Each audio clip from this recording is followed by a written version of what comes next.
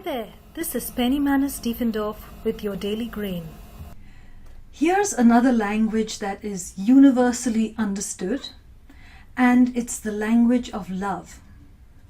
This is not a new age kumbaya interpretation. This is real. And I will give you an example. When I was in college and traveling, unfortunately, on a public bus in India. If you've ever seen a public bus in India, it is packed to the rafters like sardines.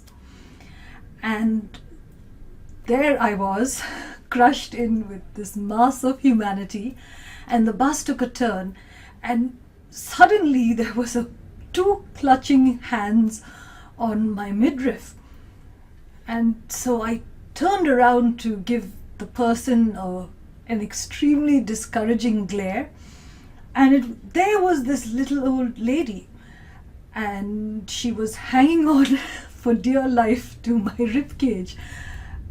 And then she looked up at me with so much trust, in her face, and she patted me very lovingly and said in a language I barely understood. I just caught the word for daughter. So I'm assuming she said something like, I'm like her daughter.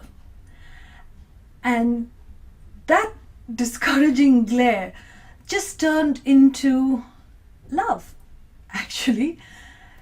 There was just such a moment of shared communion. And the beautiful thing was that we completely understood each other in that split second. And the feeling of love was not an intellectual thing. It was not a decision I made. It was just a warmth that flowed from me to her and her to me, and it was marvelous. It was a lovely, lovely feeling. And for that second and the rest of the ride, there was that oneness with her and with the idea that we are all in this journey together. Literally the oneness of man. It was just a lovely experience. It's been about 30 years and I still remember her. I can still see her face in my mind's eye. And no matter that we didn't speak the same language, we understood that we were just there, And I was then happy to be her support for the rest of the ride. And she was happy to have me, I guess, keeping her upright on that bus. And that is love. And you can feel it anywhere, for anyone. But it takes two like minds. It takes two open hearts.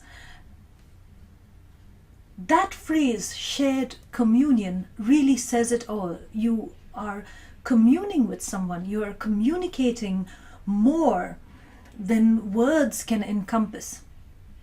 You're communicating more than your status in life or their status in life says is possible. And that is a fantastic way to communicate.